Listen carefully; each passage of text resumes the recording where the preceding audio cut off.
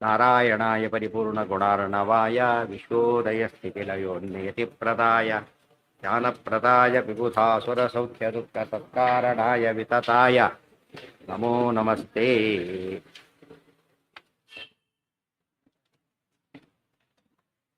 ಏನಾಯ್ತು?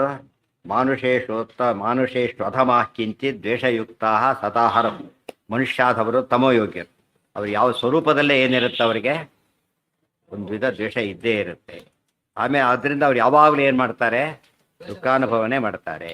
ಮಧ್ಯಮರು ಏನಾಗಿರ್ತಾರೆ? ಯಾವಾಗಲೂ ಕೂಡ ಕಿಂಚಿತ್ ಮಿಶ್ರವಾದ್ದರಿಂದಾಗಿನೇ ಅವ್ರು ಯಾವಾಗಲೂ ಕೂಡ ಏನಾಗಿರ್ತಾರೆ? ಸುಖ ದುಃಖ ಎರಡೂ ಮಾಡ್ತಾರೆ.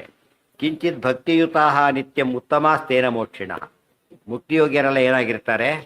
ಸ್ವರೂಪದಲ್ಲಿ ಕಿಂಚಿತ್ ಭಕ್ತಿ ಹೊಂದೇ ಇರ್ತಾರೆ. ಆದ್ದರಿಂದ ಮುಂದೆ ಅವ್ರಿಗೆ ಸುಖವಾಗಿರ್ತಾರೆ, ಪೂರ್ತಿ ಸುಖ ಬರುತ್ತೆ. ಇರೋದು ಬೆಳೀತಾ ಬೆಳೀತಾ ಏನಾಗುತ್ತದೋ ಭಾರಿ ದೊಡ್ಡದಾಗಿಬಿಡುತ್ತೆ. ಅದು ಭಾರಿ ವಿಶೇಷ. ಬ್ರಹ್ಮಣ ಪರಮಾ ಭಕ್ತಿ ಸರ್ವೇಭ್ಯ ಪರಮಸ್ತತಃ ಇತ್ಯಾದೀನಿ ಚ ವಾಕ್ಯಾನಿ ಪುರಾಣೇಶು ಪೃಥಕ್ ಪೃಥಕ್. ಬ್ರಹ್ಮದೇವರ ಭಕ್ತಿ ತುಂಬ ಜಾಸ್ತಿ ಆದ್ದರಿಂದ ಎಲ್ಲರಿಗಿಂತ ಶ್ರೇಷ್ಠ. ಭಕ್ತಿ ತಾರತಮ್ಯನೇ ತಾರತಮ್ಯ. ಎಲ್ಲೆಲ್ಲಿ ತಾರತಮ್ಯ ಹೇಳ್ತಾರೆ ಅದು ಜ್ಞಾನ ಭಕ್ತಿಗಳ ತಾರತಮ್ಯ.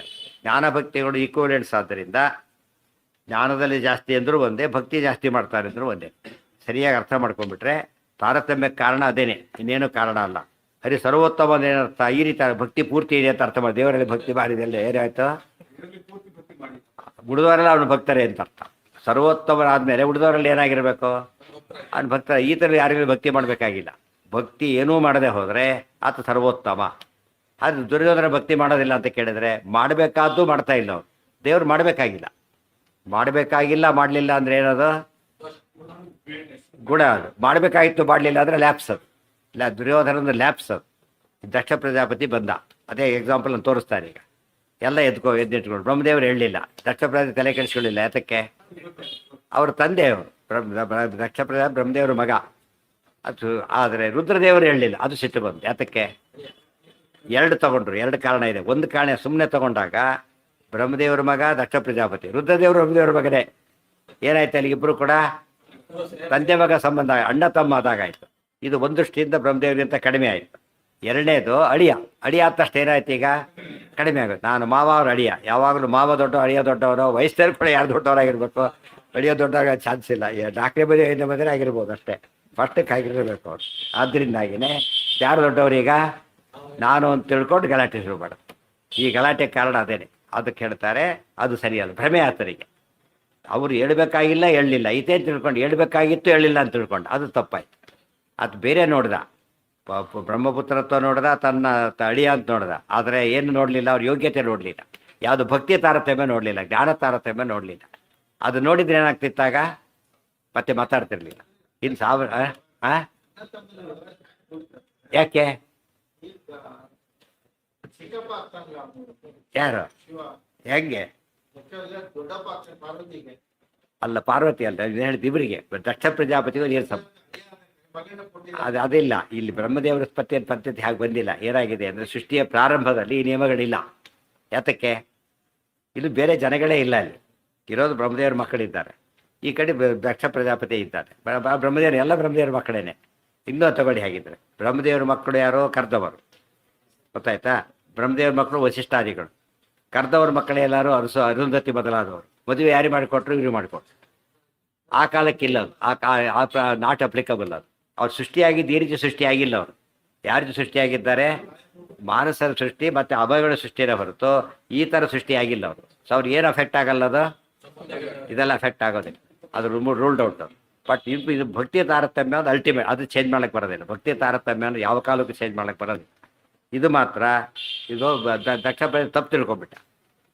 ತನ್ನ ಭಕ್ತಿ ಜಾಸ್ತಿನೋ ದೇವರಲ್ಲಿ, ಅವ್ರ ಭಕ್ತಿ ಜಾಸ್ತಿ ಯೋಚನೆ ಮಾಡಬೇಕಾಗಿ ಉತ್ತರ ಸಿಕ್ತಿತ್ತು. ಅದು ಬಿಟ್ಟು ಸಂಬಂಧ ನೋಡಬಾರ್ದು. ಪುಣ್ಯಕ್ಕೆ ನಮ್ಮಲ್ಲಿ ಒಂದು ಉಳ್ಕೊಂಡಿದೆ. ಅವರು ತುಂಬ ಹೋಗಿದ್ರು ಕೂಡ ಇವತ್ತು ಸಾಮಾನ್ಯವಾಗಿ ಶಾಸ್ತ್ರ ಓದೋವ್ರು ಕಂಡ್ರೆ ಹುಡುಗರು ಎಷ್ಟೇ ವಯಸ್ಸಾಗಿದ್ರು ಕೂಡ ಏನು ಮಾಡ್ತಾರೆ? ಓದ್ದೇ ಹೋಗಿದ್ರೆ ಏನು ಮಾಡ್ತಾರೆ ಅವರು? ನಮಸ್ಕಾರ ಅಭ್ಯಾಸ ಉಳ್ಕೊಂಬಿಟ್ಟು ಅದೊಂದು ಉಳ್ಕೊಂಬಿಟ್ಟಿದೆ. ಯಾಕೆ? ಜ್ಞಾನಕ್ಕೆ ಪ್ರಾಧಾನ್ಯ ಅಂತ ಇದೆ. ಇದನ್ನು ಅಪ್ಲೈ ಮಾಡಿಬಿಟ್ರೆ ಮುಗಿದೋಯ್ತು. ಜ್ಞಾನಕ್ಕೆ ಪ್ರಾಧಾನ್ಯ ಅಂತ ಅಪ್ಲೈ ಮಾಡಿಕೊಂಡ್ರೆ ಅದು ಜೀವಂತ ಇದೆ. ಸ್ವಲ್ಪ ದಿವಸ ಚೇಂಜ್ ಆಗ್ಬೋದು, ಹೇಳೋಕ್ಕಾಗಿ. ಈಗ ಸದ್ಯಕ್ಕೆ ಅದು ರೂಢಿಯಲ್ಲಿದೆ, ಇರಬೇಕು ಕೂಡ. ಅದ್ರ ಪ್ರಕಾರ ಕರೆಕ್ಟ್ ಅದು. ಇಲ್ಲೂ ಹಾಗೆ ಸೀನಿಯಾರಿಟಿ ಬೇಕಾದ್ರೆ ಏಜ್ ನೋಡೋದಿಲ್ಲ. IAS officer senior, junior most ಇದ್ದಾನೆ. ಇವನು ಸಹಜ ರಿಟೈರ್ ಆಗ್ತಾನೆ ನಾಳೆ. ಅವನೇನು ಅವಂತಷ್ಟು ಏನು ಮಾಡ್ಬೇಕು ಇವನು? ಬೇರೆ ದಾರಿ ಇಲ್ಲ, ಗೌರವಿಸ್ಬೇಕು, ಸಲ್ಯೂಟೇ ಹೊಡಿಬೇಕು, ಬೇರೆ ದಾರಿ ಇಲ್ಲ. ಯಾಕೆ ಏನು ಕೌಂಟ್ ಆಗುತ್ತೆ ಇಲ್ಲಿ? ಈ ವಯಸ್ಸು ಸೀನಿಯಾರಿಟಿ ಕೌಂಟ್ ಆಗೋದಿಲ್ಲ, ಅದು ಪವರ್ ಕೌಂಟ್ ಆಗುತ್ತೆ. ಅಲ್ಲಿ ಪವರ್ ಕೌಂಟ್ ಆಗೋದ್ರಿಂದ ಇಲ್ಲಿ ದಕ್ಷ ಪ್ರಜಾಪತಿ ಎಲ್ಲ ಮರೆತು ಬಿಟ್ಟ ಆಗಿನ ಕಾಲಕ್ಕೆ. ತಿಳಿದವನೇ ಪ್ರಾರಬ್ಧವಶ ತಪ್ಪು ತಿಳ್ಕೊಂಡು ಶಾಪ ಕೊಟ್ಟು ಏನೋ ಮಾಡ್ಕೊಂಡು ಈ ವಾಕ್ಯ ನೋಡ್ಬೇಕು. ಅಂದ್ರೆ ಏನು ಪ್ರಶ್ನೆನೇ ಅಲ್ಲ ಏನ? ನಾ ಹೇಳಿರೋದೇನೀಗ ಒಟ್ಟು ಈವರೆಗೆ ತಿಳ್ಕೊಂಡಿದ್ದೇನೋ ಅಷ್ಟೇ. ಅದಕ್ಕೆ ವಿರೋಧ ಇದ್ರೆ ಹೇಳಿ, ಅದು ಆಮೇಲೆ ಪ್ರಶ್ನೆ. ಅದು ಇಬ್ಬರು ಮಕ್ಕಳು ಹೋದಲ್ಲ, ಮುಗಿದೋಯ್ತು. ಇಬ್ಬರು ಒಂದೇ ಡಿಪಾರ್ಟ್ಮೆಂಟು, ಕೊಲೀಗ್ಸ್ ಅಷ್ಟೇ, ಮುಗಿದೋಯ್ತು. ಸೀನಿಯಾರಿಟಿ ಆಮೇಲೆ ಕೊಲೀಗ್ಸ್ ಹೋದಲ್ಲ. ಈಗ ಕೊಲೀಗ್ಸ್ ಬೇರೆ, ಬಾಸ್ ಬೇರೆ, ಗೊತ್ತಾಯ್ತಾ? ಕೊಲೀಗ ಬೇರೆ, ಎಷ್ಟೇ ಸೀನಿಯರ್ ಆಗಿದ್ರು ಬಾಸ್ ಅಲ್ಲ ಅವ್ರು. ಬಾಸ್ ಎಷ್ಟೇ ಜೂನಿಯರ್ ಆಗಿದ್ರು ಬಾಸ್ ಅವರು. ಸೊ ಇವ್ರು ಕೊಲೀಗ್ ಅಂತ ತಿಳ್ಕೊಂಡ್ರು ಅಷ್ಟೇ ಅವ್ರು, ಬಟ್ ಆ್ಯಕ್ಚುಲಿ ಬಾಸ್ ಅವರು ಅಂತ ತಪ್ಪು ತಿಳ್ಕೊಂಡು. ಬರೋ ನಿಯಾಮಕರು ಈತ ಬರೀ ಹಸ್ತ ನಿಯಾಮಕ, ಕೈಗಷ್ಟೇ ನಿಯಾಮಕ ದಕ್ಷ ಪ್ರಜಾಪತಿ. ಅವರು ಮನೋ ನಿಯಾಮಕರು. ಅದನ್ನ ಯಾರರ್ಥ? ಮನಸ್ಸು ಹೇಳಿದ್ರೆ ಕೈ ಕೇಳಬೇಕು, ಹೇಳಿದ್ರೆ ಮನಸ್ಸು ಕೇಳುತ್ತಾ? ಇದು ಸಿಂಪಲ್ ಅಲ್ಲೇ ಇದೆ. ಮನಸ್ಸಿಗೆ ಕಂಟ್ರೋಲಲ್ಲಿರೋದು ಎಲ್ಲ ಇಂದ್ರಿಯಗಳು ಯಾರು ಕಂಟ್ರೋಲಲ್ಲಿದೆ? ಈಗ 10 ಇಂದ್ರಿಯ ಮನಸ್ಸಿನ ಕೈಲಿದೆ. ಈತ one of the chief minister, ಒಬ್ಬ ಬೇರೆ ಮಿನಿಸ್ಟರ್ ಆಗೋ ಹಾಗೆ. ಬೇರೆ ಮಿನಿಸ್ಟ್ರ್ ಏನೇ ಆಗಿದ್ರು ಚೀಫ್ ಮಿನಿಸ್ಟರ್ ಅಧೀನ. ಚೀಫ್ ಯಾರು? ಮನಸ್ಸಿಗ. ಅದಕ್ಕೆ ಮನಃಪ್ರಧಾನಂ ಅಂತ ಹೇಳಿದ ಮೇಲೆ ಈತ ಒಪ್ಪಬೇಕಾಗಿತ್ತ. ಮನೋನಿಯಾಮಕರು ಅವರು ನನ್ನ ಅಡಿಯ, ಆದರೆ ಹಸ್ತ ನಿಯಾಮಕ ನನ್ನ ಮಾವ. ಇಲ್ಲಿ ಮಾವ ಅಡಿಯ ಹೊರಟೋಯ್ತು. ಯಾವ್ದು ಉಳ್ಕೊಡ್ತೋ? ಅಭಿಮಾನಿತ್ವ ಉಳ್ಕೊಂಡು. ಆದ್ದರಿಂದ ತೀರಾ ಸಲ್ಯೂಟ್ ಹೊಡಬೇಕಾಗಿತ್ತು ಅಷ್ಟೇ. ಅದು ಉಲ್ಟ ಬಟ್ಟ ಮಾಡ್ಕೊಬಿಟ್ಟ. ನನ್ನ ಎಡ್ಲಿಲ್ಲ, ಗೌರವಿಸಿಲ್ಲ, ತಪ್ಪಾಯ್ತು. ಭಕ್ತಿ ತಾರತಮ್ಯ, ಜ್ಞಾನ ತಾರತಮ್ಯ. ಏನ ಅದೇ ಹೇಳ್ತಿರೋದು. ಈಗ ಭಕ್ತಿ ಜಾಸ್ತಿ ಇದ್ರೆ ದೊಡ್ಡವರು ಅಂತ ಅರ್ಥ, ಸಿಂಪಲ್ ಅದು. ಇತ್ಯಾದಿ ಚ ವಾಕ್ಯ. ನೀವು ಜಾಸ್ತಿ ಕೂಗ್ತಾರೆ, ಜಾಸ್ತಿ ಗಲಾಟೆ ಮಾಡ್ತಾರೆ, ಜ್ಞಾನ ಜಾಸ್ತಿ ಇದೆಯಲ್ಲ. ಭಕ್ತಿ ಎಂಬುದು ಅಲ್ಟಿಮೇಟ್. ಇತ್ಯಾದಿ ಚ ವಾಕ್ಯಾನಿ ಪುರಾಣೇಶು ಪೃಥಕ್ ಪೃಥಕ್. ಈ ಪೃಥಕ್ ಜಾತಕ್ಕೆ 1 ಸತಿ 2 ಸರ್ತಿ ಬಂದಿಲ್ಲ, ರಿಪೀಟೆಡ್ಲಿ ಬಂದಿದೆ ಅಂತ ಅರ್ಥ. ಬೇರೆ ಬೇರೆ ಪುರಾಣದಲ್ಲಿ ಬಂದಿದೆ ಅಂತ ಅರ್ಥ. ಅದರಿಂದ ಏನಾಯ್ತಾಗ? ದಾರ್ಢ್ಯ ಜಾಸ್ತಿ. ಎಲ್ಲ ಕಡೆ ಬಂದಾಗ ಅದನ್ನು ಒಪ್ಪಲೇಬೇಕು ಅಂತ ತಾತ್ಪರ್ಯ. ದಾರ್ಢ್ಯ. ಈಗ ಗುರು ಲಕ್ಷಣ ಹೇಗಿರಬೇಕು ಹೇಳ್ತಾರೆ. ಷಣ್ಣವತ್ಯಂಗುಲೋ ಯಸ್ತು ನ್ಯಗ್ರೋಧ ಪರಿಮಂಡಲ ಸಪ್ತಪಾದಶ್ಚತುರ್ಹಸ್ತಃ ದ್ವಾತ್ರಿಂಶಲ್ ಲಕ್ಷಣೈರ್ಯುತಃ. ಇದು ಒಂದೇ ಶ್ಲೋಕದಲ್ಲಿ ಅದಿಷ್ಟು ಹೇಳಿಬಿಡ್ತಾರೆ. ಷಣ್ಣವತ್ಯಂಗುಲ 96 ಅಂಗುಲ ಇರಬೇಕು. ನೆಗ್ರೋಧ ಪರಿಮಂಡಲ, ನೆಗ್ರೋಧ ಅಂದರೆ ಮಾರು, ಒಂದು ಮಾರು ಎತ್ತರ ಇರಬೇಕು. ಸಪ್ತಪಾದ 7 ಪಾದ ಉದ್ದ ಇರಬೇಕು. ಚತುರ್ಹಸ್ತ 4 ಮೊಳ ಇರಬೇಕು. ಒಟ್ಟು 32 ಲಕ್ಷಣ ಇರಬೇಕು.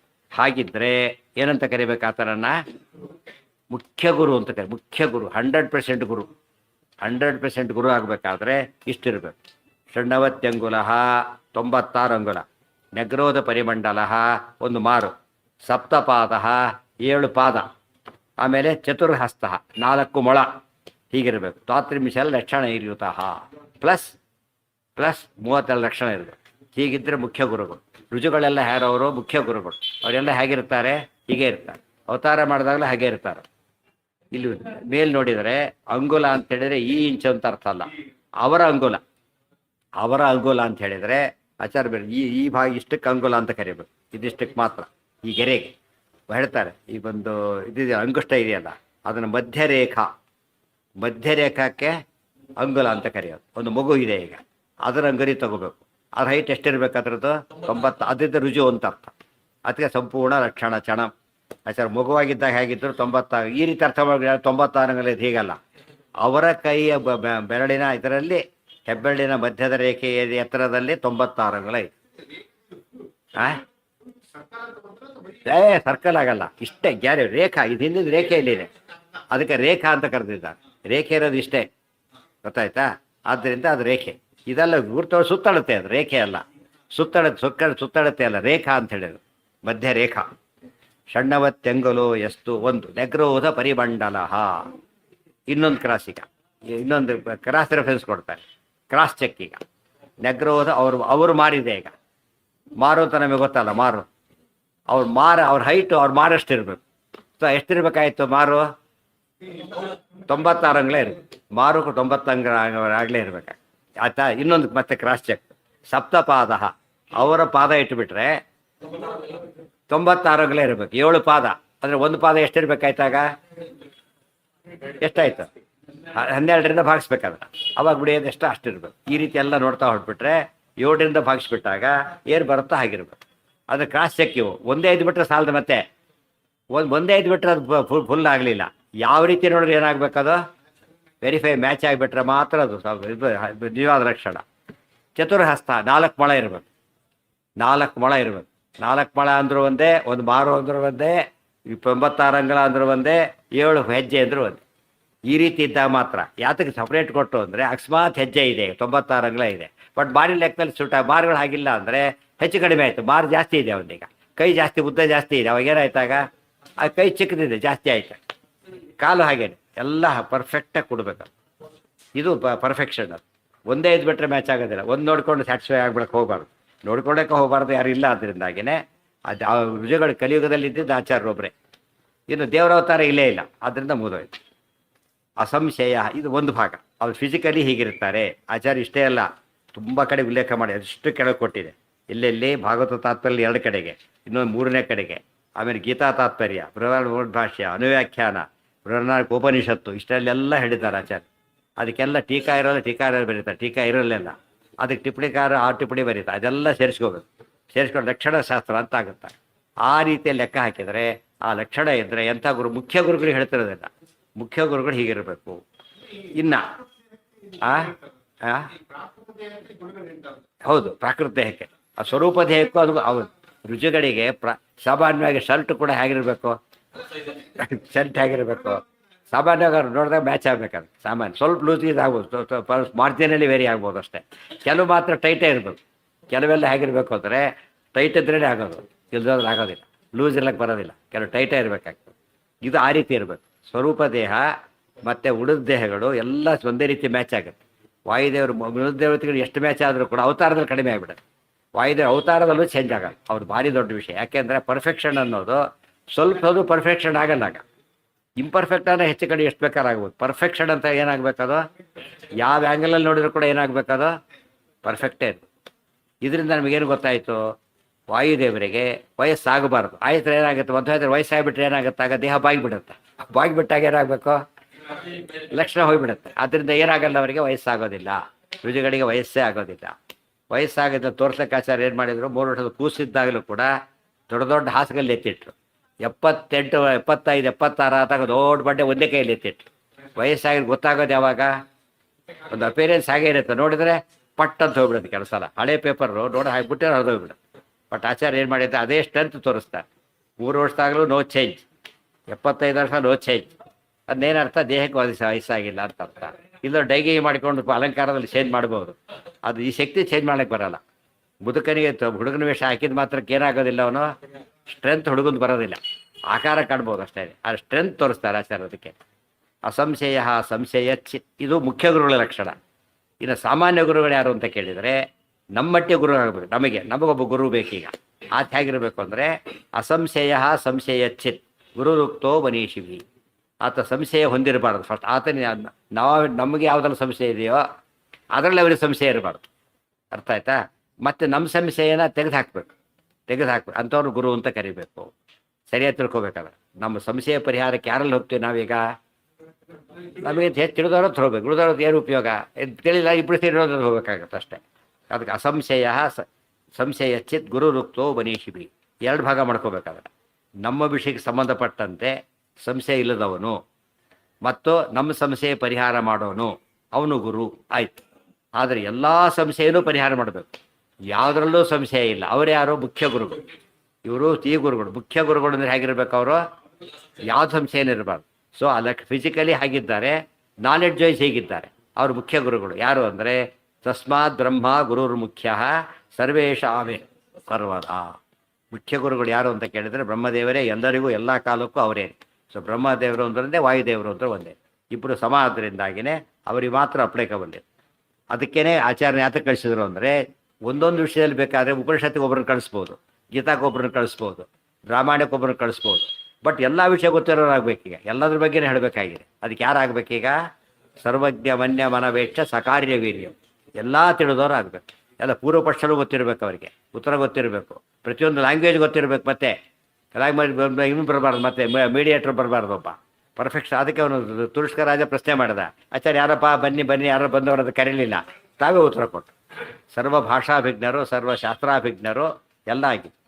ಅದಕ್ಕೆ ಸರ್ವಜ್ಞ ಅನ್ಯಮನವೇಕ್ಷ. ಅನ್ಯಮನ ರುಜು ಭಿನ್ನಂ, ರುಜುಗಳು ಅಲ್ಲದೆ ಇದ್ದವ್ರು ಏನಲ್ಲ ಸರ್ವಜ್ಞರಲ್ಲ. ಆದ್ದರಿಂದಾಗಿಯೇ ಅವ್ರನ್ನೇ ಕಳಿಸ್ಬೇಕು ಅಂತ ಕಳಿಸ್ಕೊಟ್ರು.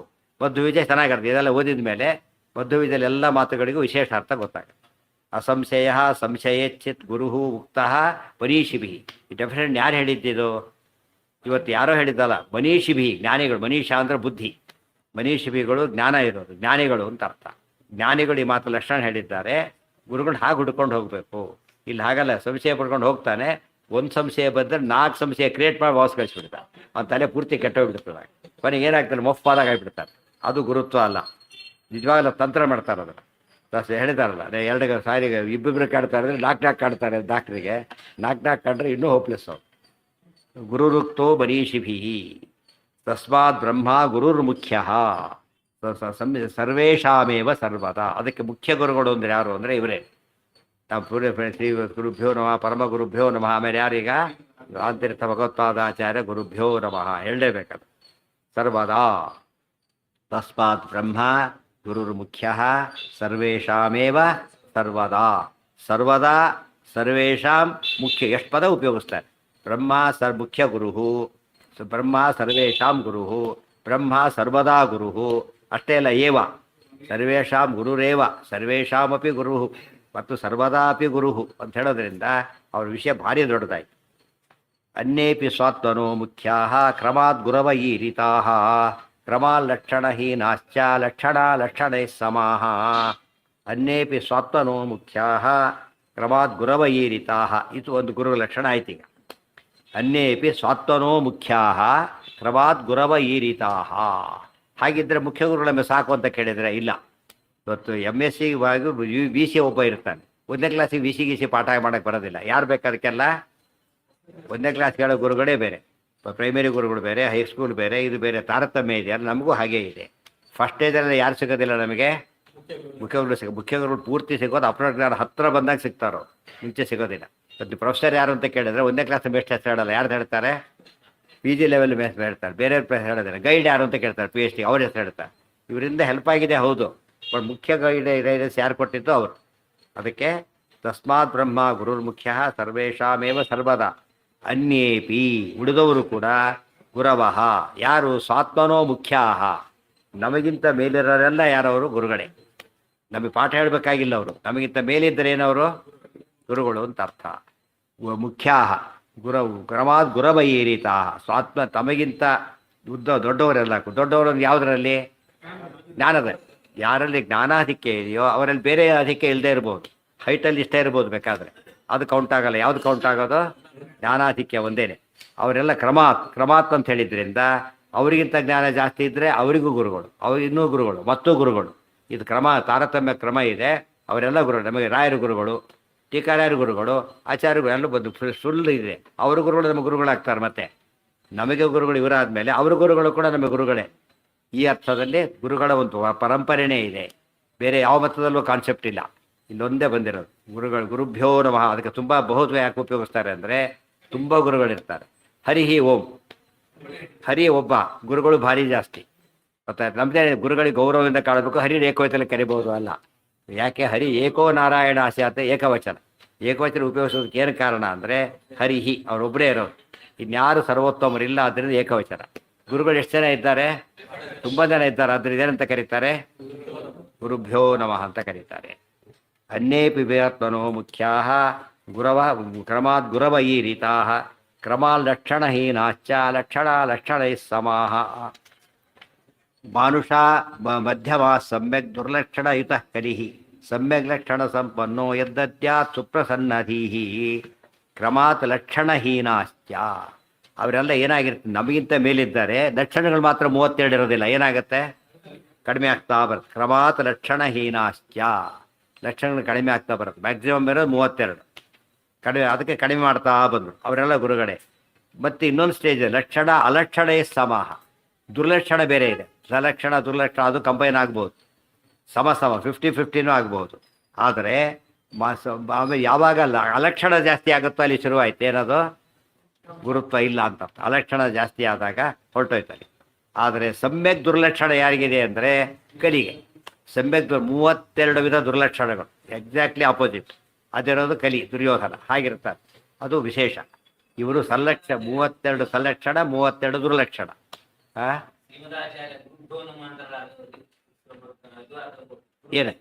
ಏನಾಯ್ತು ಏನಾಯ್ತು? ಇಲ್ಲ, ಅಲ್ಲಿ ಆತಕ್ಕೆ ಹೇಳ್ತಾರೆ, ಆಚಾರ್ಯ ಹೇಳಬೇಕಾದ್ರೆ ಬರೀ ಗೌರವದಿಂದ ಹೇಳೋದಷ್ಟೇ, ಗೌರವದಿಂದ ಮಾತ್ರ ಹೇಳೋದು. ಅವರೊಬ್ಬರೇ ಋಷಿಗಳು. ನಮಗೆ ಅದು ಇನ್ನೊಂದು ಅರ್ಥ ಏನು ತಗೋಬೇಕಂದ್ರೆ ಬ್ರಹ್ಮದೇವರು ಸೇರ್ಕೊಂಡ್ಬಿಡ್ತಾರೆ, ಅದು ಜೊತೆಗೆ ಋಷಿಗಳೆಲ್ಲ ಸೇರ್ಕೊಂಡ್ಬಿಡ್ತಾರೆ. ಆ ಅರ್ಥದಲ್ಲಿ ಹೇಳಬೇಕೇ ಹೊರತು ಬೇರೆ ಅರ್ಥದಲ್ಲಿ ಅಲ್ಲ. ಗೊತ್ತಾಯ್ತಾ? ಗುರುಭ್ಯೋ ನಮ ಮಾತ್ರ ಬಹುತ್ವನೇ ಇರೋದಿಲ್ಲ, ಬೇರೆ ದಾರಿ ಇಲ್ಲ. ಪರಮ ಗುರುಗಳು ಕೂಡ ಅಷ್ಟೇ. ಗುರುಗಳಿಗೆ ಎಷ್ಟೋ ಜನ ಗುರುಗಳಿರ್ತಾರೆ, ಅವರೆಲ್ಲ ನಮ್ಮ ಗುರುಗಳಾಗ್ತಾರೆ. ಗುರುಗಳಿಗೆ ತುಂಬ ಗುರುಗಳಿರ್ತಾರೆ, 4-5 ಕಡೆ ಓದಿರ್ತಾರೆ ಅವರು. ಅಷ್ಟು ಜನ ನಮಗೆ ಪರಮ ಗುರುಗಳೇ. ಗುರುಗಳು ಹೇಗೋ ಗುರುಗಳು ನಮಗೆ ಪರಮ ಗುರುಗಳಾಗ್ಬಿಡ್ತಾರೆ. ಆಮೇಲೆ ನೆಕ್ಸ್ಟ್ ಟೈಮ್ಗೆ ಹೋಗ್ತೀವಿ ಡೈರೆಕ್ಟಾಗಿ ಆಚಾರ್ಯ ಹತ್ರ. ಆದ ತಕ್ಷಣ ಆಚಾರ್ಯ ಅವರಿಗೆ ಬಹುವತ್ತು ಹೇಳೋದಕ್ಕೆ ಕಾರಣ ಅಂತ ಕೇಳಿದರೆ, ಅವ್ರು ಈಕ್ವಲ್ ಇರೋರೆಲ್ಲ ಗುರುಗಳು. ಬ್ರಹ್ಮದೇವ್ರ ಗುರುಗಳೇ ನಮಗೆ, ಮತ್ತು ಸರಸ್ವತಿ ಭಾರತೀಯರು ಗುರುಗಳೇ. ಅದಕ್ಕೋಸ್ಕರ ಹೇಳಬೇಕು. ಸ್ವಾವರಾಣಾಂ ಗುರುತ್ವಂಚ ಇಷ್ಟು ಹೇಳಿ ಸಮ್ಯಕ್ ಲಕ್ಷಣ ಸಂಪನ್ನ. ಸೊ ದುರ್ಲಕ್ಷಣ ಬರ್ತಾ ಬರ್ತಾ ಹೋದಂತ ಏನಾಗುತ್ತೆ ಅಲ್ಲಿಗೆ? ಗುರುತ್ವ ಹೋಯ್ತು. ದುರ್ಲಕ್ಷಣ ಬಂದ ತಕ್ಷಣ ಸಲ್ಲಕ್ಷಣ ಬಂದಾಗ ಅದ್ರ ಬಾಹ್ಯ ಲಕ್ಷಣ ಬೇರೆ, ವೈಷ್ಣವತ್ವ ಇರೋದು. ವೈಷ್ಣವತ್ವ ಇದ್ರೆ ಮಾತ್ರ ಗುರುತ್ವ, ಇಲ್ಲ ಹೋದ್ರಿಲ್ಲ. ತುಂಬ ಜನ ನಮ್ಮಲ್ಲಿ ಆಗಿಲ್ಲ. ವೇದಾಧ್ಯಯನ ಇತ್ಯಾದಿನ ಬೇರೆಯವ್ರ ಹತ್ರ ಮಾಡಿಬಿಡ್ತಾರೆ. ಹಾಗೆ ಶಾಸ್ತ್ರ ಒಪ್ಪೋದಿಲ್ಲ. ಆದರೆ ಯಾತಕ್ಕೆ? ಅವರಿಗೆ ವೇದಾಧಿಕಾರ ಇಲ್ಲೇ ಇಲ್ಲ. ಅವೈಷ್ಣವಸ್ಯ ವೇದೇಪಿ ಅಧಿಕಾರೋ ನ ವಿದ್ಯತೆ. ಭಾಷ್ಯದಲ್ಲಿ ಆಚಾರ್ಯರ ಮಾತು, ಅವೈಷ್ಣವರಿಗೆ ವೇದಾಧ್ಯಯನ ಮಾಡೋ ಅಧಿಕಾರವೇ ಇಲ್ಲ. ಅವ್ರ ಹತ್ರ ಅಧಿಕಾರ ಅವರಿಗೆ ಇಲ್ಲ ಅಂದಮೇಲೆ ಅವ್ರ ಹತ್ರ ಓದಿದರೆ ಇವ್ರದ್ದು ಇನ್ವ್ಯಾಲಿಡ್ ಆಗುತ್ತೆ. ನಾನ್ ಅಫಿಲಿಯೇಟೆಡ್ ಕಾಲೇಜಲ್ಲಿ ಓದಿದರೆ ಅದು ಎಜುಕೇಷನ್ ಅಂತ ಕೌಂಟ್ ಆಗೋದಿಲ್ಲ. ಆ ರೀತಿ ಅವ್ರು ನೋಡ್ಕೋಬೇಕು ಸರಿಯಾಗಿ. ನಮ್ಮಲ್ಲಿ ನಮ್ಮಲ್ಲಿ ಹೇಳೋರಿಲ್ಲ ಅಂತ ಅಲ್ಲಿಗೆ ಹೋಗ್ತೀವಿ ಅಂತ ಹೇಳ್ತಾರೆ. ಅದಕ್ಕೇನು ಮಾಡ್ಬೇಕು? ಅದನ್ನು ನಮ್ಮಲ್ಲಿ ಹೇಳ್ತಾರೆ, ತಯಾರು ಮಾಡ್ಬೇಕು ಅಷ್ಟೇ ಹೊರತು ಅಲ್ಲಿ ಹೋಗ್ತೀವಿ ಅಂತ. ಮನೇಲಿ ಅಡುಗೆ ಮಾಡಲಿಲ್ಲ ಅಂತ ಹೋಟ್ಲಿಗೆ ಹೋದ್ರೆ ಏನು ಮಾಡ್ಬೇಕೀಗ? ಅವ್ನು ಬೈತ ಕೊಡಬಾರ್ದು, ನಾಳೆ ಮಾಡ್ತೀವಿ ಹೋಗಬೇಡ ಅಂತ, ಇಲ್ಲೇ ಮಾಡ್ತೀವಿ ಹೋಗಬೇಡ ಅನ್ಬೇಕೆ ಹೊರತು ನೀನು ಹೋಗ್ಲೂ ಬೇಡ. ನಾವು ಮನೆಯಲ್ಲಿ ಹಾಕೋದು ಏನು ಮಾಡ್ಬೇಕು? ಅವನು ಪಂಜಿತಾಗ ವ್ಯವಸ್ಥೆ ಮಾಡ್ಬೇಕು. ಸಮ್ಯಕ್ ಲಕ್ಷಣ ಸಂಪನ್ನೋ ದದ್ದಾತ್ ಸುಪ್ರಸನ್ನಧೀಹಿ. ಇದೆಲ್ಲ ಯಾಕೆ ಹೇಳ್ತಾರೆ ಅಂದರೆ, ಹೇಳ್ತಾರೆ ಇಂಥ ಗುರು ಇದ್ದರೆ ಸಮ್ಯಕ್ ಲಕ್ಷಣ ಇರಬೇಕು. ಅಂಥ ಗುರುಗಳು ಸುಪ್ರಸನ್ನಧೀಹಿ, ಪ್ರಸನ್ನಧೀಹಿ ಸುಪ್ರಸನ್ನಧೀಹಿ, ತುಂಬ ಪ್ರೀತಿಯಿಂದ ಹೇಳ್ಕೊಡ್ಬೇಕು. ಗುರುಗಳು ಇದ್ದ ಮಾತ್ರಕ್ಕೇನೆ ಶಿಷ್ಯ ಇದ್ದಾನೆ, ಗುರು ಇದ್ದಾರೆ, ಜ್ಞಾನ ಬರುತ್ತೆ ಅಂತೇನೂ ಇಲ್ಲ. ಸುಪ್ರಸನ್ನಧೀಹಿ ಹೇಗೆ ಹೇಳ್ಕೊಡ್ಬೇಕು? ಅವರು ಪ್ರಸನ್ನ ಮನಸ್ಕರ ಹೇಳ್ಕೊಡ್ಬೇಕು. ಇಲ್ಲದೆ ಹೋದರೆ ಅದು ಉಪದೇಶಕ್ಕೆ ಬರೋದಿಲ್ಲ.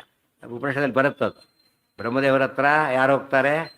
ಇಂದ್ರದೇವರು ಹೋಗ್ತಾರೆ, ವಿರೋಚನರು ಇಬ್ಬರು ಸೈಮಲ್ಟೇನಿಯಸ್ ಆಗಿ ಹೋಗ್ಬಿಡ್ತಾರೆ. ಇಬ್ಬರು ಒಟ್ಟಿಗೆ ಹೋಗ್ತಾರೆ. ಬ್ರಹ್ಮದೇವರು ಏನು ಮಾಡ್ತಾರೆ? ಒಟ್ಟಿಗೆ ಉಪದೇಶ ಮಾಡ್ತಾರೆ.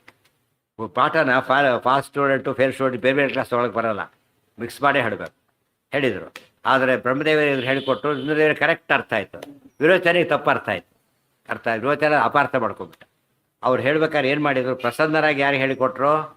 ಇಂದ್ರದೇವರಿಗೆ ಪ್ರಸನ್ನತೆ ಅವ್ರಿಗೆ ಹೇಳಿಕೊಟ್ರು. ಅವಾಗ ಏನಾಯ್ತು? ಅದು ಅವ್ರಿಗೆ ಸರಿಯಾದ ವಿದ್ಯೆ ಬರಲಿಲ್ಲ, ತಪ್ಪು ವಿದ್ಯೆ ಬಂತು. ಇವರಿಗೆ ಸರಿಯಾದ ವಿದ್ಯೆ ಬಂತು. ಸುಪ್ರಸನ್ನ ಧೀಹಿ ಹೇಳ್ಕೊಡ್ಬೇಕಾದ್ರೆ ಪ್ರಸನ್ನ ಮನಸ್ಕರ ಹೇಳ್ಕೊಡ್ಬೇಕು. ಡಾಕ್ಟರ್ ಔಷಧಿ ಕೊಡಬೇಕಾದ್ರೆ ವಾಸಿಯಾಗಿ ಬರ್ಬೇಕು, ಸಿಕ್ಕ ಕಥೆ ಮುಗಿಸ್ಬಿಡ್ತೀನಿ ಅಂತ ಕೊಟ್ಟೇನಾಗುತ್ತಾಗ ಯಾವುದೋ ಕೊಟ್ಟ ಹೋಗೇ ಬಿಟ್ಟವ್ರು. ಯಾಕೆ? ಯಾವುದೋ ಸೇಡು ನಾನೇ ಮಾಡಲಿ, ಅವಳೇ ಬರೋ ಸರಿ ಇಲ್ಲ ಅಷ್ಟೇ. ಆದ್ರೆ ಪ್ರಸನ್ನ ಮನಸ್ಕರ ಕೊಟ್ಟರೆ ಏನಾಗುತ್ತದೋ? ಉಪಸತ್ ಯೋಚನೆ ಮಾಡ್ತಾರೆ, ಏನು ಇದಾಗಬಾರ್ದು. ಕೇಳ್ತಾನೆ, ನೋಡಿ ಕೆಲವು ಔಷಧಿ ಹೇಗೆ ತೊಗೋತಾರೆ ಗೊತ್ತಾ? ನಾಳೆ ಪ್ರೋಗ್ರಾಮ್ ಇದೆ, ದೂರ ಬೇರೆ ಹೋಗಬೇಕಾಗಿದೆ, ಸರಿಯಾಗಿ ಔಷಧಿ ಕೊಡಿ. ಅವು ಸ್ವಲ್ಪ ಹೇಳಿಲ್ಲ, ಹಾಗೆ ಕೊಟ್ಟರು. ವಾಸಿ ಅರ್ಜೆಂಟ್, ಮತ್ತು ನಿನ್ನೆ ಹೇಳಿದ್ರೆ ಕೊಡ್ತಿದ್ದೆ, ಯಾಕಂದ್ರೆ ಅರ್ಜೆಂಟ್ ಮಾಡ್ಬೇಕಾದ್ರೆ ಅರ್ಜೆಂಟೇ ಕೊಡ್ತಿದ್ದೆ ಅಂತ ಹೇಳ್ತಾರೆ. ನಮ್ಮ ರಿಕ್ವೈರ್ಮೆಂಟ್ ಪ್ರಕಾರ ಕೊಡಬೇಕೀಗ, ಮತ್ತು ಕೊಡಬೇಕು. ಪ್ರಸನ್ನರ ಕೆಲವನ್ನ ಕೊಡೋಕ್ಕಾಗಲ್ಲ ಅಂತ ಹೇಳ್ತಾರೆ. ಸುಪ್ರಸನ್ನಧೀಹಿ ಕೊಡಬೇಕು. ಅವ್ರು ಶಿಷ್ಯನಿಗೆ ಅನುಗ್ರಹ ಮಾಡಬೇಕು.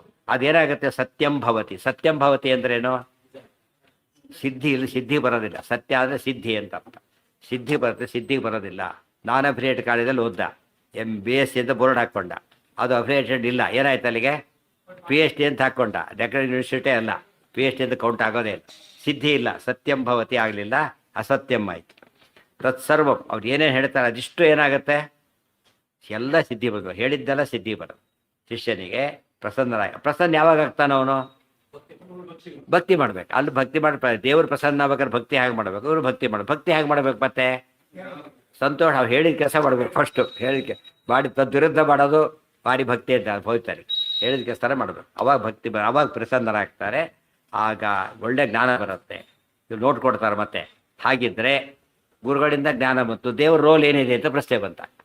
ಮೋಕ್ಷ ಕೊಡೋದ್ರಲ್ಲಿ ರೋಲ್ ಇರಬಹುದು, ಆದರೆ ಜ್ಞಾನ ಕೊಡೋದ್ರಲ್ಲಿ ಗುರುಗಳಿಗೆ ದೇವ್ರ ರೋಲ್ ಇಲ್ವಲ್ಲ. ಅದಕ್ಕೆ ಹೇಳ್ತಾರೆ ಅಗಮ್ಯತ್ವ ಹರಿಸ್ತಸ್ಮಿನ್ ಆವಿಷ್ಟೋ ಮುಕ್ತಿದೋಹವೇ. ಆ ಯಾವ್ಯಾವ ಗುರುಗಳು ಹೇಳಿದ್ರು ಕೂಡ ಒಳಗೆ ನಿಂತು ಹೇಳೋದು ಯಾರು? ದೇವರೇನೆ. ಅದೇ ಯೋ ಅಂತಃ ಪ್ರವಿಶ್ಯ. ಅದು ಮುಖ್ಯ ಗುರು ಯಾರಾದ್ರೆ ಈಗ ದೇವರೇ. ಅದಕ್ಕೆ ಹರಯೇ ಗುರವೇ ನಮಃ ಎಲ್ಲಿ ಬಂದಿದೆ? ಹರಯೇ ಅಟ್ಟೆ ಉಳ್ಕೊಬಿಟ್ಟು ಎಲ್ಲೋಯ್ತು. ಯಸ್ಮಾತ್ ಬ್ರಹ್ಮೇಂದ್ರ ರುದ್ರಾದಿ ದೇವತಾನಾಂ ಶ್ರೇಯೋಪಿ ಚ ಜ್ಞಾನಸ್ಫೂರ್ತಿ ಸದಾ ತಸ್ಮೈ ಹರಯೇ ಗುರವೇ ನಮಃ. ಇನ್ನೂ ಕಾರಣ ಇದೆ. ಇದಿಷ್ಟು ಸೂಚನೆ ಇನ್ನೂ ಹೇಳ್ತಾರೆ. ಗುರುಗಳಲ್ಲಿ ನಿಂತು ಪರಮಾತ್ಮ ತಾನು ಹೇಳಿಸ್ಕೊಡ್ತಾನೆ. ಅಷ್ಟಾಯ್ತು. ಜೊತೆಗೆ ನಮ್ಮೊಳಗೆ ಇದ್ದು ಬುದ್ಧಿ ಚೋದನೆ ಮಾಡ್ತಾನೆ. ಅವ್ರು ಹೇಳೋದೊಂದು ಇವ್ನು ಬ್ಯಾಚೆ ಆಗ್ತಾ ಇಲ್ಲ. ಒಂದೊಂದು ಬುದ್ಧಿನೇ ಇಲ್ಲ. ಅವ್ನು ಏನು ಮಾಡ್ಬೇಕು? ದದಾಮಿ ಬುದ್ಧಿ ಯೋಗಂ ತಂ ಏನವಾ ಉಪಯಾಂತಿತೆ. ಅರ್ಥ ಮಾಡಿಸ್ಕೊಡ್ಬೇಕು. ಬುದ್ಧಿಯೊಳಗೆ ನಿಂತು ಅರ್ಥ ಮಾಡಿಸ್ಕೊಡ್ಬೇಕು. ಅಲ್ಲಿದ್ದು ಹೇಳಿಸ್ಬೇಕು, ಇಲ್ಲಿದ್ದು ಜ್ಞಾಪಕ ತಂದ್ಕೊಡ್ಬೇಕು. ಮತ್ತೆ ಇದೆಲ್ಲ ಯಾರು ಮಾಡ್ತಾರೆ? ಗುರುಗಳಿಗೆ ಆ ಶಕ್ತಿ ಇಲ್ಲ. ತುಂಬ ತರ್ತಾರೆ, ಅರ್ಥ ಹಾಳಾಗಿ ಹೋಗೋದು ಕಳಿಸ್ಬಿಡ್ತಾರೆ. ಎಷ್ಟು ಹೇಳಿದ್ರೆ ತಿಳಿಯೋದೇ ಇಲ್ಲ, ನಾನೇನು ಮಾಡಲಿ ಅಂತ ಹೇಳ್ತಾರೆ. ದೇವ್ರು ಹಾಗೆ ಮಾಡೋದಿಲ್ಲ. ಏನು ಮಾಡ್ತಾನೆ? ಒಳಗೆ ತಿಳಿಸ್ತಾರೆ. ಸೊ ಇವನು ಯೋಗ್ಯತೆ ಇಲ್ಲದೆ ಹೋದರೆ ಗುರುಗಳು ಹೇಳಿದರೂ ಕೂಡ ತಿಳಿದಂತೆ ಮಾಡ್ತಾನೆ, ಅಥವಾ ತಪ್ಪು ತಿಳಿ ಹಾಗೆ ಮಾಡ್ತಾರೆ. ಅದಕ್ಕೆ ಇಬ್ಬರಿಗೂ ಕೂಡ ಏನು ಮಾಡಬೇಕಾಗ ಗುರುವಂತರ್ಗತ ಹರಯೇ ನಮಃ, ಗುರವೇ ನಮಃ ಅಂದರೆ ಗುರುವಂತರ್ಗತ ಹರಯೇ ನಮಃ ಅಂತಲೂ ಅರ್ಥ ಮಾಡ್ಕೊಂಡು ಹೋಗ್ಬೇಕಾಗ ಕೊನೆಗೆ ಮೋಕ್ಷ ಕೊಡೋದು, ಜ್ಞಾನ ಕೊಡೋದು ತಾನೇ. ಮುಕ್ತಿದಃ ಭವೆ, ಮುಕ್ತಿ ಕೊಡೋದು ಅವನೇ, ಜ್ಞಾನ ಕೊಡೋದು ಅವನೇ. ಎಲ್ಲೋ ಓದ್ದ, ಎಲ್ಲೋ ಕೆಲಸ ಸಿಕ್ತು. ಆ ಕೆಲಸ ಸಿಕ್ಕವರೇ ಅದು ಕಾಲೇಜ್ ಓಪನ್ ಮಾಡಿದ್ದಲ್ಲ. ಇವರಿಗೆ ಸಂಬಂಧನೇ ಇಲ್ಲ. ಇಲ್ಲಿ ಓದು ಬಂತು, ಅಲ್ಲಿ ಕೆಲಸ ಬಂತು. ಇಲ್ಲಿ ಹಾಗಲ್ಲ. ದೇವರೇ ಜ್ಞಾನ ಕೊಡೋದು, ದೇವರೇ ಮೋಕ್ಷನೂ ಕೊಡೋದು. ಆದರೆ ಎರಡು ಯಾರ ಕೈಲಿದೆ ಈಗ? ಅದು ಮಾತು ಹೇಳಿ. ಅಜ್ಞಾನ ಜ್ಞಾನದೋ ವಿಷ್ಣು ಜ್ಞಾನಿನಾಂ ಮೋಕ್ಷದಶ್ಚ ಸಹ ಆನಂದದಶ್ಚ ಮುಕ್ತಾನಾಂ ಸಯೇವ ಏಕಃ ಜನಾರ್ದನಃ. ಜ್ಞಾನ ಕೊಡೋನು ಒಬ್ಬನೇ, ಮೋಕ್ಷ ಕೊಡೋನು ಒಬ್ಬನೇ, ಆನಂದ ಕೊಡೋನು ಒಬ್ಬನೇ. ಆದ್ದರಿಂದಾಗಿನೇ ದೇವ್ರ ರೋಲ್ ಎಷ್ಟಾಯ್ತು ಈಗ? ಪೂರ್ತಿ ಎಲ್ಲದರಲ್ಲೂ ಪರ್ಫೆಕ್ಟ್ ಪರ್ಫೆಕ್ಟ್ ಪರ್ಫೆಕ್ಟ್. ದೇವ್ರ ರೋಲ್ ಇಲ್ದಾರೆ ಜಾಗನೇ ಇಲ್ಲ. ಪ್ರತಿಯೊಂದು ಸ್ಥಳದಲ್ಲೂ ಹಾಗೆ ಇದ್ದಾರೆ. ಎದ್ದದ್ಯಾಸು ಯಾರು ಊಟ ಹಾಕ್ಬೋದು ಯಾರು ಕೂಡ. ಆದರೆ ಒಳಗೆ ಕೂತ್ಕೊಂಡು ಜೀರ್ಣ ಮಾಡೋಕ್ಕೆ ಯಾರು ಬೇಕು? ಪ್ರಾಣಾಪಾನ ಸಮಾಯುಕ್ತ ಪಚಾಮ್ಯನ್ನಂ ಚತುರ್ವಿಧ. ಮತ್ತೆ ಬಡಿಸೋರು ಒಳಗಿದ್ದು ಪರಮಾತ್ಮ ಬಡಿಸ್ಬೇಕಿದ್ದು ಅವ್ರಿಗೆ ಬಡಿಸಕ್ಕೆ ಬರುತ್ತೆ. ಅವರಿಗೆ ಕೈ ಇಲ್ಲ, ಹೇಗೆ ಬಡಿಸ್ತಾನೆ? ಆದರೆ ಎಲ್ಲೋ ಹೋಗ್ತಿ ಯಾರ ಕಡೆಗೂ ಬಿತ್ತು, ಹೊರಟೋಯ್ತು. ಸೊ ಬಡಿಸೋರೊಳಗಿದ್ದು ಬಡಿಸೋನು, ಅಡುಗೆ ಮಾಡೋರು ಅಡುಗೆ ಮಾಡಿಸೋನು, ರೈತರಲ್ಲಿದ್ದು ಬೆಳೆಯೋನು, ಗೊತ್ತಾಯ್ತಾ? ಸ್ಟೋರ್ಸಲ್ಲಿದ್ದು ಮಾರಾಟ ಮಾಡೋನು, ಹೊಟ್ಟೆಯೊಳಗಿದ್ದು ಬಾಯಿಯೊಳಗಿದ್ದು ನುಂಗ್ಸೋನು, ಒಳಗೋಗಿ ಜೀರ್ಣ ಮಾಡೋನು, ಪ್ರತಿಯೊಂದಕ್ಕೂ ತಲುಪಿಸೋನು ಯಾರು? ದೇವರೇ. ಆದ್ದರಿಂದ ದೇವರೇನಾಯ್ತು ಈಗ? ತೇರವಿರ ತೃಣಮಪಿನ ಚಲತಿ ಅಂದರೆ ಹೊರಗಿನ ತೃಣ ಅಲ್ಲ. ನಮ್ಮಲ್ಲಿ ತೃಣ ಕಾರ್ಯ ನಡೆಯೋದಿಲ್ಲ, ಅಂದರೆ ತೃಣದಷ್ಟು ಕಾರ್ಯನೂ ನಡೆಯೋದಿಲ್ಲ. ತೃಣ ಬೇರೆ ತೃಣ ಅಲ್ಲಾಡಬೇಕು, ದೇವ್ರು ಬೇಕಾಗಿದೆ. ಮರ ಅಲ್ಲಾಡಕ್ಕೆ ದೇವ್ರು ಬೇಕಾಗಿಲ್ಲ ಅಂತ ತಿಳ್ಕೊಂಡು ಏನು ಮಾಡಬೇಕು? ನಮಗೆ ಸಂಬಂಧಪಟ್ಟಿಲ್ಲ ಅಲ್ಲ. ತೃಣಮಪಿ ಅಂತ ಹೇಳಿದಾಗ, ತೃಣವೂ ಸಹ ಅಂತ ಹೇಳಿದಾಗ ತೃಣದಷ್ಟು ಕಾರ್ಯ ಆಗಬೇಕಾದ್ರೂ ಕೂಡ ಏನಾಗಬೇಕು? ದೇವರೇ ಮಾಡಿಸ್ಬೇಕೆ ಹೊರತು ನಮ್ಮಿಂದ ಮಾಡೋಕ್ಕಾಗೋದಿಲ್ಲ. ಸ್ವಾತಂತ್ರ್ಯೇಣ. ಈ ರಿವರ್ಸ್. ಈಗ ಒಬ್ಬ ಗುರು ಇದ್ದಾರೆ, ನಾತಿ ಪ್ರಸನ್ನ ಹೃದಯ. ಶಿಷ್ಯರ ಪ್ರೀತಿ ಇಲ್ಲ. ಏನಾಯ್ತಾಗ? ನಾತಿ ಅತಿ ಪ್ರಸನ್ನ ಹೃದಯ. ತುಂಬ ಪ್ರೀತಿ ಏನೂ ಇಲ್ಲ. ಅದ್ರ ಬದಲು ಪ್ರೀತಿ ಇಲ್ಲವೇ ಇಲ್ಲ. ಆದರೆ ಕೂತಿದ್ದಾರೆ ಪಾಠ ಹೇಳೋರು. ಇವೆಲ್ಲ ಸ್ಕೂಲ್ಗಳಲ್ಲಿ ಹಾಗೆ ಆಗೋದು. ಇವು ಸೆಲೆಕ್ಷನ್ ಕಮಿಟಿ ಅಲ್ಲ ಇವ್ರದ್ದು. ಸೆಲೆಕ್ಷನ್ ಯಾರೋ ಮಾಡಿರ್ತಾರೆ, ಪಾಠ ಇವ್ರು ಮಾಡಬೇಕು. ಅವ್ರು ಅಯೋಗ್ಯ, ಸೆಲೆಕ್ಟ್ ಆಗಿರೋರು ಅಯೋಗ್ಯ. ಏನು ಮಾಡಬೇಕು ಇವರಿಗೆ? ಪಾಠ ಹೇಳ್ಕೊಳ್ಳಬೇಕು. ಯಾಕಂದರೆ ಸ್ಟೂಡೆಂಟಾಗಿ ಎನ್ರೋಲ್ ಆಗಿಬಿಟ್ಟಿದ್ದಾರೆ. ಆದರೆ ಅವ್ರ ಪ್ರೀತಿ ಇಲ್ಲ, ಪಾಠ ಮಾಡ್ತಾನೆ, ಅವನಿಗೆ ಅರ್ಥ ಆಗೋದಿಲ್ಲ. ಗೊತ್ತಾಯ್ತಾ? ಎದ್ದದ್ಯಾತ್ ಗುರುರಪ್ಯಸೌ. ಪ್ರೀತಿ ಇಲ್ಲದೇನೆ ಗುರುಗಳು ಉಪದೇಶ ಮಾಡಿದರೂ ಕೂಡ ನ ತತ್ ಸತ್ಯಂ ಭವೇತ್. ಅವರಿಗೆ ಸಿದ್ಧಿ ಬರೋದಿಲ್ಲ. ಅವರಿಗೆ ಸಿದ್ಧಿ ಬರಲಿಕ್ಕೆ ಸಾಧ್ಯ ಇಲ್ಲ. ಆದ್ದರಿಂದ ತಸ್ಮಾತ್ ಅರ್ಚನೆಯೋ ಗುರು ಸದಾ. ದೇರ್ಫೋರ್ ಗುರುಗಳನ್ನು ಯಾವಾಗಲೂ ಏನು ಮಾಡಬೇಕು? ಪೂಜೆ ಮಾಡಬೇಕು ಅಂದರೆ ಭಕ್ತಿಯಿಂದ ಕಾಣಬೇಕು ಅಂತ ಅರ್ಥ. ಗುರುಗಳನ್ನು ಯಾವಾಗ ಗೌರವಿಸಬೇಕು, ಪ್ರಸನ್ನರಾಗ್ತಾರೆ. ಆಗ ಅವ್ರಿಗೇನು ಅನುಗ್ರಹ ಮಾಡುತ್ತೆ, ವಿದ್ಯೆ ಹೇಳ್ತಾರೆ, ಅದು ಸಿದ್ಧಿಗೆ ಬರುತ್ತೆ. ವಿದ್ಯೆ ಓದಿದ್ದಾರೆ, ಸಿದ್ಧಿ ಬಂದಿಲ್ಲ. ವಿದ್ಯೆ ಓದಿಯೇ ಇಲ್ಲ, ಅನುಗ್ರಹ ಮಾಡೋ ಸಿದ್ಧಿನೇ ಬಂದೋಯ್ತು. ವಿದ್ಯೆ ವೆಂಕಟನ ಬಂತಲ್ಲ, ಆ ಕ್ಷಣಕ್ಕೆ ಜ್ಞಾನ, ಆ ಕ್ಷಣಕ್ಕೆ ಕೆಲಸ. ಅಷ್ಟರ ಮಟ್ಟಿಗೆ ಅನುಗ್ರಹ ಮಾಡಿದ್ರು. ಅದು ಅನುಗ್ರಹ ಬರಹ ಓದಬೇಕೇ ಹೊರತು ಅದೆಲ್ಲ ಏನು ಬಹ ಅಂತ ಓದಬಾರ್ದು. ತುಂಬ ಜನ ವೆರಿ ಬ್ಯಾಡ್ ಟ್ರೆಂಡ್. ಎಷ್ಟೋ ಜನ ಹಾಗೆ ಮಾಡ್ತಾರೆ. ಓದಿದ ಮೇಲೆ ಏನು ಮಾಡಿಬಿಡ್ತಾರೆ? ಕೆಲಸ ಮುಗಿತಲ್ಲಿ. ಇರೋದು ಮಾತಿದೆ, ಉಪಾಧ್ಯಾಯಶ್ಚ ವೈದ್ಯಾಶ್ಚ ಕಾರ್ಯಾಂತೆ ಅಪ್ರಯೋಜಕ. ಒಂದು ಮಾತಿದೆ. ಉಪಾಧ್ಯಾಯರ ಕೆಲಸ ಪಾಠ ಹೇಳಿಕೊಟ್ರೆ ಕೆಲಸ ಗುಡ್ ಬೈ ಯಾರೋ ಗುಡ್ ಬೈಯೇ. ವೈದ್ಯರು ಔಷಧಿ ಕೊಡೋಕ್ಕಿಂತ ಮುಂಚೆ ಸಾರ್ ಹೇರ್ ಪ್ರಾಣ ಕೊಡಿಸಿ ಏನಾರು ಮಾಡಿ ಏನು ಬೇಕಾದ್ರೂ ಕೊಟ್ಟು ಆಮೇಲೆ ಬಿಲ್ ಕೊಡೋದ ಓಡೋಗ್ಬಿಟ್ಟಿರ್ತಾರೆ. ಕೆಲಸ ವಾಸಿ ಅದಕ್ಕೆ ಬಂದು ಬಿಲ್ ಇಸ್ಕೊಂಡೇ ಕೊಟ್ಬಿಡ್ತಾರೆ, ಬಿಡೋದಿಲ್ಲ. ಅದು ಬ್ಯಾಡ್ ಹ್ಯಾಬಿಟ್. ಅದೇ ರೀತಿ ಹೊಳೆ ದಾಟಿಸಿದ್ಮೇಲೆ ಹಬ್ಬಿಗ ದಾಟಬೇಕಾಗಿದೆ, ಅವ್ರು ಕಾಲು ಹಿಡಿದು ದಾಟ್ತಾರೆ. ಆಮೇಲೆ ₹1 ₹ಅರ್ಧ ಅರ್ಧ ಕೊಡೋದು, ಇನ್ನು ಸ್ವಲ್ಪ ಕೊಡ್ತಿರ್ಬೋದು, ಏನೋ ಕಾರಣ ಹೇಳಿ ಅವ್ರೇನು ಮಾಡೋಂಗಿಲ್ಲ. ಆ ಸ್ಥಿತಿ ಬರುತ್ತೆ. ಹಾಗೆ ಮಾಡಬಾರ್ದು. ಅರ್ಚನೆಯೋ ಗುರುಹು ಸದಾ ಅಂತ ಹೇಳಿ. ಸದಾ ಅಂತ ಹೇಳಿದ್ರೆ ಏನರ್ಥ, ಜ್ಞಾನ ಬಂದ ಮೇಲೂ ಕೂಡ ಅರ್ಚನೆ ಮಾಡಬೇಕು, ಸಿದ್ಧಿ ಬಂದ ಮೇಲೂ ಕೂಡ ಮಾಡಬೇಕು, ಸಿದ್ಧಿ ಬರೋದಕ್ಕೆ ಮೊದಲು ಮಾಡಬೇಕು, ಬಂದು ಸಿದ್ಧಿ ಉಳ್ಕೊಳ್ಳೋದಕ್ಕೂ ಮತ್ತೆ ಮಾಡಬೇಕು, ಎಲ್ಲೋದ್ರೂ ಆಗೋದಿಲ್ಲ. ಅದೇ ಕಥೆ ಬರುತ್ತವ್ರು ಯಾರು ಗುರುಗಳು ಹೇಳಿದ್ರೆ ಅಲಂಕಾರ ಪಟ್ಟರೊಬ್ರು ಯಾರೋ ಹೋಗತ್ತಲ್ಲಿ ಕಥೆ ಬರ್ತದೆ, ಹೆಸರುಗಳು ಬೇಡ, ಕಥೆ ಬರುತ್ತೆ. ಅದು ಯಾವುದೋ ಒಂದು ದೊಡ್ಡ ಕೆಲಸ ಆಗಬೇಕಾಗಿತ್ತು. ಗುರುಗಳು ಹೇಳಿದರು ಎಲ್ಲ ಶಿಷ್ಯರು ಸೇರಿಕೊಂಡು ಪಾರಾಯಣ ಮಾಡಿ ಕೆಲಸ ಆಗುತ್ತೆ ಅಂದರು. ಒಬ್ಬ ಶಿಷ್ಯ ಏನು ಮಾಡಿಬಿಟ್ಟ, ಅವರೆಲ್ಲ ಬೇಕಾದ್ರೆ ಒಬ್ಬರೇ ಸಾಕು ಮಾಡ್ತೇನೆ, ನನಗೆ ಅಷ್ಟು ಕೆಪಾಸಿಟಿ ಇದೆ ಅಂತ ಹೇಳ್ಕೊಂಡು ಸಿಟ್ಟು ಬಂತು. ಹಾಗಲ್ಲ, ಅಹಂಕಾರ ಪಡಬಾರದು ಅಂತ. ಅವರೆಲ್ಲ ಪ್ರಯೋಜನ ಇಲ್ಲ, ನಾನೇ ಮತ್ತೆ ಅಂತ ಸಿಟ್ಟು ಬಂತು. ಏನು ಹೇಳ್ತಾ, ಹಾಗಿದ್ರೆ ನಾನಿನ್ನ ಶಿಷ್ಯನಲ್ಲ, ಹುಡಿದ್ರೆ ಅವಮಾನ ಮಾಡಿದ್ದೀನಿ ಆದ್ದರಿಂದಾಗಿನೇ ಅಲ್ಲ, ಬೇಕಾಗಿಲ್ಲ ಅಂತ ಕೊನೆಗೆ. ಹಾಗೆ ಓದಿ ಬಿಟ್ಟು ಹೋಗಿಲ್ಲಿ, ಓದಿ ಬಿಟ್ಟು ಹೋಗಿಲ್ಲ ಅಂತ ಹೇಳ್ತಾರೆ. ಬುದ್ಧಿ ಹೇಳಿದ್ದಾರಲ್ಲ, ಆ ವಾಪಸ್ ತಗೊಳ್ಳೋ ಶಕ್ತಿ ನಮಗೆಲ್ಲ ಇಲ್ಲ. ಶಕ್ತಿ ಇತ್ತು ಅವರಿಗೆ, ಬಿಟ್ಟು ಹೋಗ್ಬೇಕಲ್ಲ ನೀನೇನು ವಿದ್ಯೆನೆ. ವಾಂತಿ ಮಾಡಿಸ್ತಾರೆ, ಎಲ್ಲ ವಿದ್ಯೆ ಹೋಯ್ತು, ಹೇಳ್ಕೊಟ್ಟದ್ದೆಲ್ಲ ಹೋಯ್ತು. ಇವತ್ತು ಹೋಗ್ಲಕ್ಕೆ ಒಂದು ಬ್ರೇನ್ ಕೆಡಿಸಿದ್ರೆ ಹೋಗುತ್ತೆ ಅಷ್ಟೇ ಹೊರತು ಬೇರೆ ಜಾತಿ ಇಲ್ಲ. ಬಟ್ ಅವ್ರು ಸರಿ ಇರಬೇಕು, ತಾವು ಕೊಟ್ಟು ವಿದ್ಯೆ ಮಾತ್ರ ತಗೋಬೇಕು ವಾಪಸ್, ಆ ರೀತಿ ಮಾಡ್ತಾರೆ. ಅರ್ಥ ಆಯ್ತಾ? ಇದು ನಡೆದಿದ್ದು ಬುದ್ಧಿನ ಕಥೆ ಎಲ್ಲ ಇದೆ. ಇದ್ರ ಏನು ಹೇಳ್ತಾರೆ ಅಂದರೆ, ವಿದ್ಯೆ ಬರಲಿಕ್ಕೂ ಬೇಕು, ಬಂದರೆ ಉಳಿಲಕ್ಕೂ ಬೇಕು, ಆದ್ದರಿಂದ ಅದು ನಡಿಲೇಬೇಕು. ಅದು ಸಾಮಾನ್ಯ ಸರ್ಟಿಫಿಕೇಟ್ ಹ್ಯಾಕ್ ಕೇಳ್ತಾರೆ ಗೊತ್ತಾ, ಮಾರ್ಕ್ಸ್ ಕಾರ್ಡ್ ಜೊತೆಗೆ ಕನ್ಸಲ್ಟ್ ಟೀಚರ್ ಸರ್ಟಿಫೈ ಮಾಡೋದು ಕಾಂಟ್ಯಾಕ್ಟ್. ಬೇರೆ ಕಾಲೇಜವ್ರು ಮಾಡಾಗಿಲ್ಲ, ಬೇರೆ ಆ ಡಿಪಾರ್ಟ್ಮೆಂಟೇ ಮಾಡಬೇಕು. ಅವಾಗ ಏನಾಗುತ್ತೆ, ಅವ್ರು ಬೆಚ್ಚಿದ್ದಾರೆ ಅಂತ ಅವ್ರ ಕಾಂಟ್ಯಾಕ್ಟ್ ಬಗ್ಗೆ ಅವ್ರಿಗೆ ಗ್ಯಾರಂಟಿ. ಆ ದೃಷ್ಟಿಯಿಂದ ಇವತ್ತು ಹೇಳಿರೋ ವಿಷಯ ಎಲ್ಲ ಕಾಲಕ್ಕೂ ಅಪ್ಲೈ ಆಗುತ್ತೆ, ಲೌಕಿಕದಲ್ಲೂ ಅಪ್ಲೈ ಆಗುತ್ತೆ, ಶಾಸ್ತ್ರ ಜಾಸ್ತಿ ಆಗುತ್ತೆ. ಒಂದು ವಿಷಯ ಕ್ಲಿಯರಾಗಿ ಗೊತ್ತಾಗುತ್ತೆ. ಪ್ರಹ್ಲಾದ ಉಪದೇಶ ಮಾಡ್ತಾ ಇದ್ದಾನೆ ಇವರಿಗೆಲ್ಲ ಕೂಡ, ಯಾರಿಗೆ? ದೈತ್ಯ ಬಾಲಕರಿಗೆ. ಭಾರಿ ಖುಷಿಯಾಗೋಯ್ತು ಅವರಿಗೆಲ್ಲ ಕೂಡ. ಪ್ರಹ್ಲಾದ ಯಾರು ಹೇಳ್ಕೊಟ್ರು ಅಂತ ಕೇಳಿದ್ರು. ಯಾರು ಹೇಳ್ಕೊಟ್ರು ಇದರಿಗೆ? ಆತ ನಾರದರು ಹೇಳಿಕೊಟ್ರು ಅಂತೇಳಿ. ನಾರದರು ಯಾವಾಗ ಹೇಳಿಕೊಟ್ರು? ಎಲ್ಲ ಕಥೆ ಹೇಳಿದ. ತಾಯಿ ಗರ್ಭದಲ್ಲಿ ಕೂತಿದ್ದಾರೆ, ಉಪದೇಶ ಮಾಡಿದ್ರೆ ಎಲ್ಲ ಹೇಳಿದೆ, ನೆನಪಿದೆ.